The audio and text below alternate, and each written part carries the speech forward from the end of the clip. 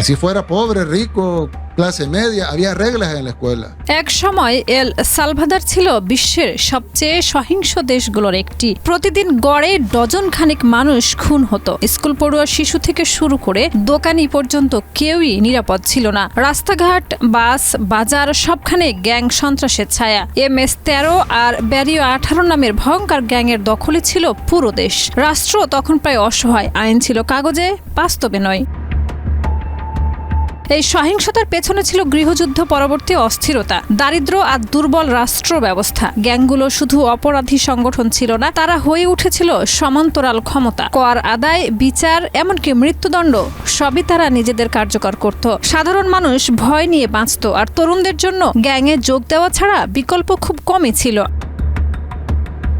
এই পরিস্থিতিতে 2019 সালে ক্ষমতায় আসেন প্রেসিডেন্ট নাইব বুকেলে। তরুণ, প্রযুক্তি বান্ধব ও চরমপন্থী সিদ্ধান্তে বিশ্বাসী এই নেতা ঘোষণা দেন অপরাধের বিরুদ্ধে জিরো টলারেন্স। কিন্তু কথার বাইরে গিয়ে 2022 সালে তিনি নেন সবচেয়ে বিতর্কিত সিদ্ধান্ত, দেশ জুড়ে জরুরি অবস্থা। হাজার হাজার সন্দেহভাজন গ্যাং সদস্যকে গ্রেপ্তার করা হয়, অনেক সময় অভিযোগ বা বিচার ছাড়াই।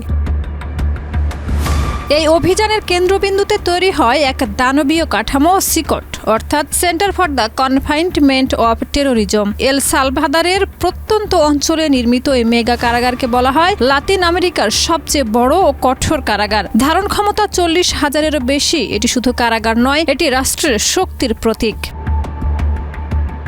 এই কারাগারের দেয়াল উঁচু, চারপাশে কাঁটাতারের বহু স্তর, সশস্ত্র প্রহরী, নজরদারি টাওয়ার, আধুনিক ক্যামেরা, সব মিলিয়ে এটি এক অদম্য দুর্গ। ভেতরে ঢুকলে দেখা যায় সারি সারি বন্দী, সবার মাথা ন্যাড়া, শরীরে সাদা পোশাক, চোখে ক্লান্তি আর নীরবতা। এখানে ব্যক্তিগত কোনো পরিচয় নেই, সবাই শুধু বন্দী।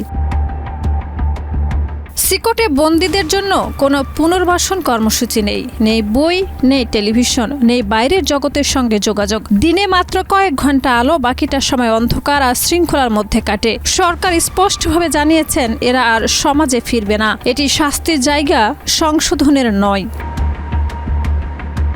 সরকারের দাবি এই কঠোর ব্যবস্থার ফল চোখে পড়ার মতো। হত্যার হার নাটকীয়ভাবে কমেছে। এক সময় যেখানে এল সালভাদর বিশ্বের শীর্ষ সহিংস দেশ ছিল, এখন তা তুলনামূলকভাবে নিরাপদ। মানুষ রাতে রাস্তায় হাঁটছে, ব্যবসায় ফিরছে, পর্যটন বাড়ছে। প্রেসিডেন্ট বুকেলে হয়ে উঠেছেন অনেকের চোখে রক্ষাকর্তা। এই সাফল্যের পেছনে রয়েছে গভীর বিতর্ক। মানবাধিকার সংস্থাগুলো বলছে হাজার হাজার মানুষ বিনা বিচারে আটক, অনেক নির্দোষ মানুষও গ্যাং সদস্য সন্দেহে বলি। পরিবারগুলো জানে না তাদের স্বজন বেঁচে আছে কিনা। আইনজীবীদের প্রবেশ সীমিত, বিচার প্রক্রিয়া প্রায় স্থবির।